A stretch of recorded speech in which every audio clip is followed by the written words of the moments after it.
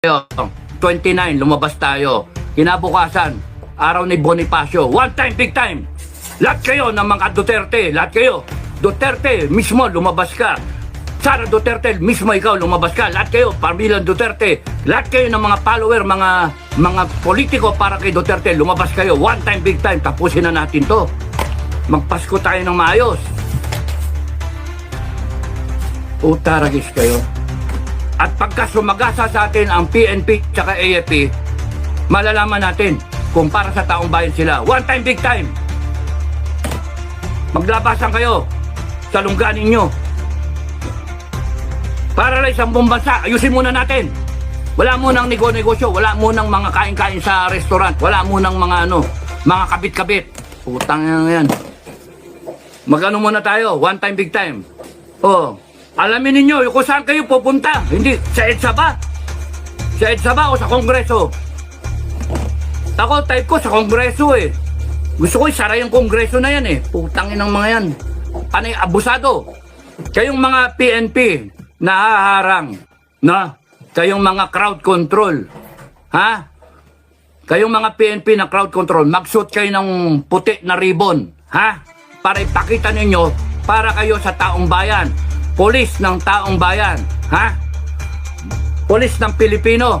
Hindi Philippine National Police. Bagoy na natin yung pangalan. No? Polis ng Pilipino. Puta lang yan. Bagoy na natin. Pagka nakitang nakaputi kayo, hindi kayo sasaktan ng taong bayan. Hindi kayo,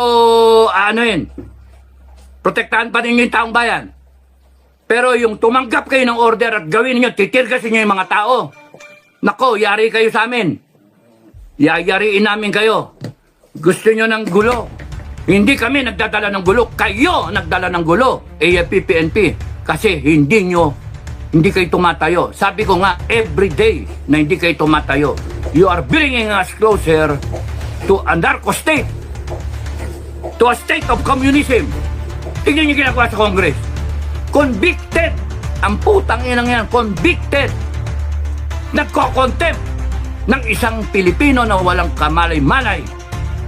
Tang inang yan. At in the premise na they're investigating 125 million na OBP na confidential fund. Confidential nga, gago. Tang ina nyo.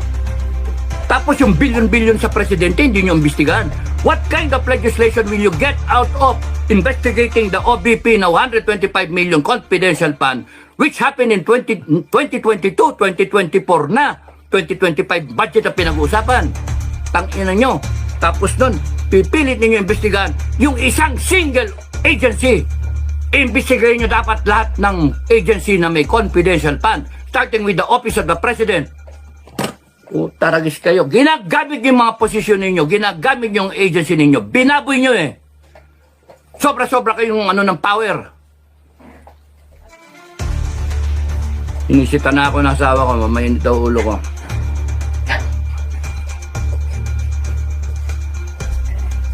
One time, big time. Tapusin na natin to. Putang inang yan. Tapusin na natin to. And lahat ng FGF nationwide, mula 29, hintayin nyo yung hudyat ko.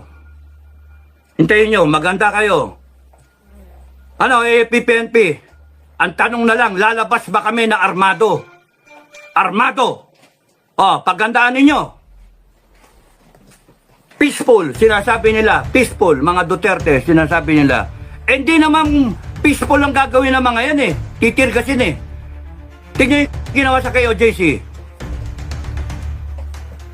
Tanginang yan. Yun na lang pag-uusapan namin eh. Kung lalabas kaming armado o hindi eh. Kung makikisaw-saw kami dyan sa rally na yan na walang armas. For the sake of peace. Peace ba? Kayong mga Pilipino, hanggat hindi kayo lumalaban, naghihintayan eh. Naghihintayan.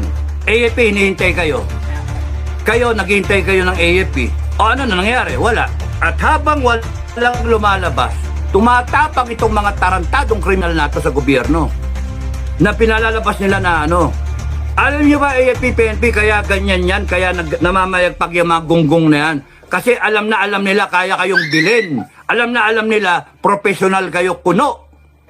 Alam nila mga ano kayo, mga mahina ang loob, mga walang bayag, na dinadanggal yung promotion nyo. Kung ako nandyan, to hell with it, to hell with promotion. Ang paglalaban natin ay yung taong bayan. Ang paglalaban natin, yung future ng bansa natin. Every day that you delay your action, every day that you defer, what you should have done a long time ago for the Filipino people, hindi nanakaw yung pera. Kasalanan ninyo ngayon. And every day that goes by na hindi kayo kumikilos sa armed forces at PNP, you are tolerating, you are showing that you are tolerating the wrongdoing in government. To hell with that bullshit na sinasabing we are professionals. Hindi kami makikasawsaw. Putang inang yan. You are professionals. Anong klaseng professional yun? Nakikita nyo, ninanakawan yung bansa ninyo. Nakikita nyo, durugista yung presidente nyo. Na hindi nyo man lang sabihin na, oy puta na, magpa-hair follicle drug test ka, gago. Lahat kayo. Puta ragis. Is that being professional? Ha? Nakawan yung bansa natin. Bangkarote na tayo, nagbebenta na tayo ng ginto eh. Tapos, kita nyo yung walang ka-husti-husti siya. Hindi, contempt. Oh, yes or no? Tang-inang yan. Kita niyo yung abuso? At kayo nagtotolerate ng ginagawa ng mga yan. Kaya namamayagpag yan, kaya matatapang yung mga yan. Kasi, pinabayaan ninyo.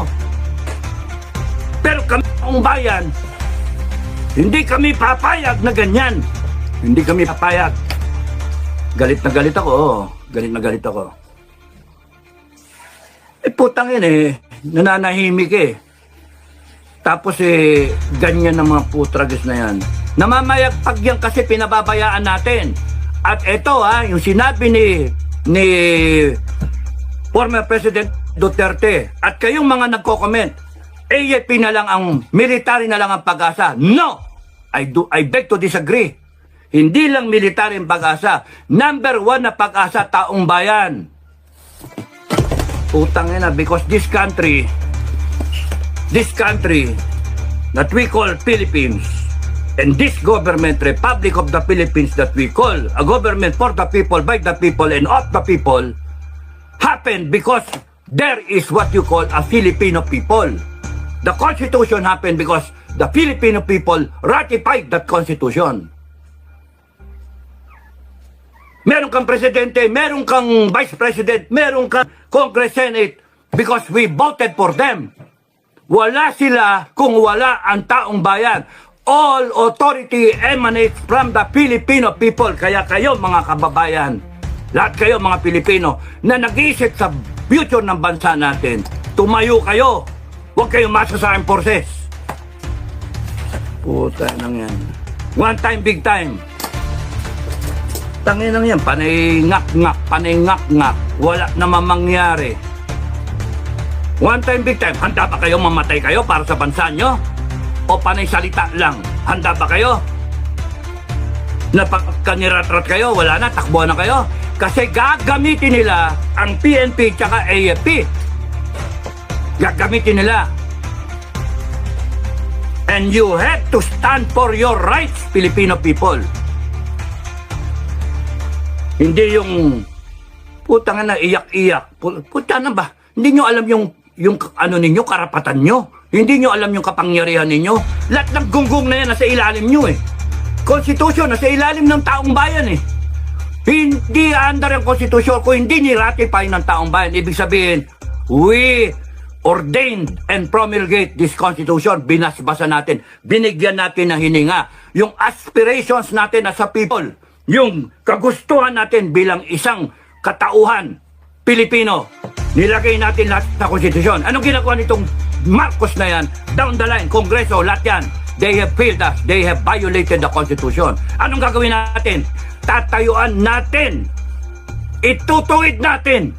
Ano violation ng violation mga pagsasabihin nyo? Rebellion, sedition. Putang ina ninyong lahat. Tatayuan namin ang Constitution. We will implement the Constitution. Putang gago kayo. One time, big time. Tumayo kayo.